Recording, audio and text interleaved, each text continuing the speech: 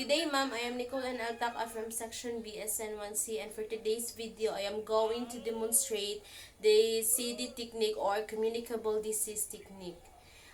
CD technique, it is an infection control, includes all of the practices used to prevent the spread of microorganisms that could cause disease in a person.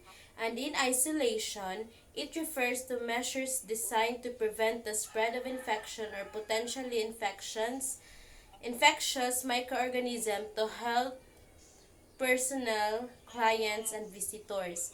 And these are the types of isolation precaution. Number one, category specific isolation precaution. It is used seven categories: strict isolation, contact isolation, respiratory isolation, tuberculosis isolation, and enteric precaution, drainage or secretion precaution, and blood or body fluid precaution. Number two, diseases specific isolation precaution. It provides precaution for specific diseases. This precaution del- this precaution delineate use of private rooms with special ventilation, having a client share a room with other clients infected with the same organism, and gowning to prevent gross soilage of clothes for specific infectious disease. Number three is universal precaution or UP. It is a technique to be used with all clients to decrease the risk of transmitting unidentified pathogens. And number four is body substance isolation or BSI. It is a system employs generic infection control precaution for all clients except those with a few diseases transmitted through the air. And after that, hand washing. It is a vigorous short rubbing together of all the surfaces of soap lathered hands, followed by rinsing under stream of running water. And the purpose of CD technique is to prevent spread of microorganisms from the nurse to the patient, and prevent contamination of the nurse clothing from the patient, and to reduce the number of resident and transient bacteria from the hands, and to prevent transfer of microorganisms from the hospital environment to the patient and from the patient to the hospital personnel. And lastly is to prevent any accidental contact of a substance that could carry a blood-borne pathogen with small breaks in the skin.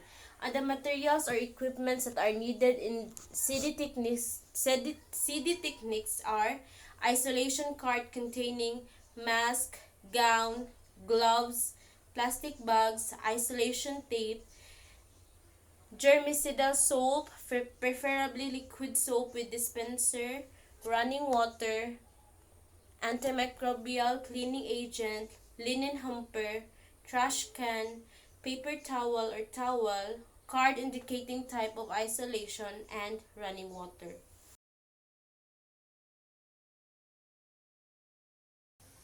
Place arms and sleeves and pull gown in the shoulders. Fasten neckties or lap gown at the back and place ties.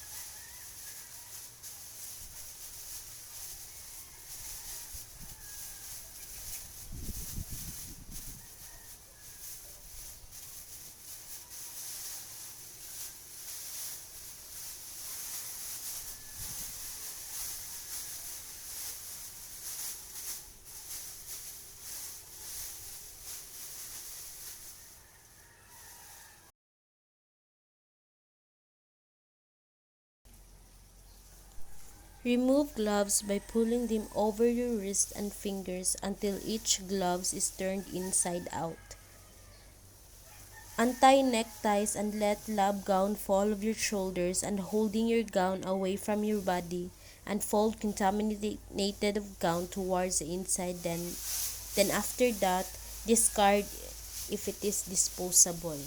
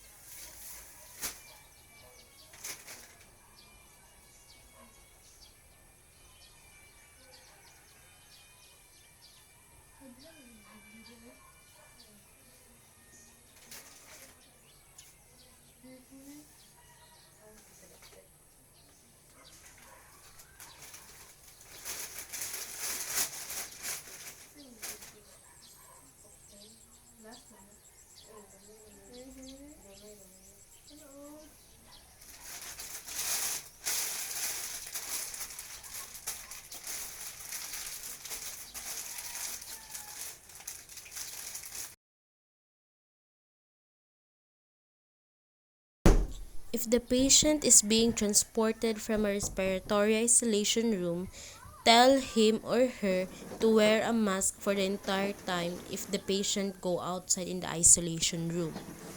And help the patient to transfer in vehicle and cover the patient from shoulder down to the feet. And when the patient returns to the original isolation room, help him or her to bed, cover the transportation vehicle with a clean sheet and remove it from the room.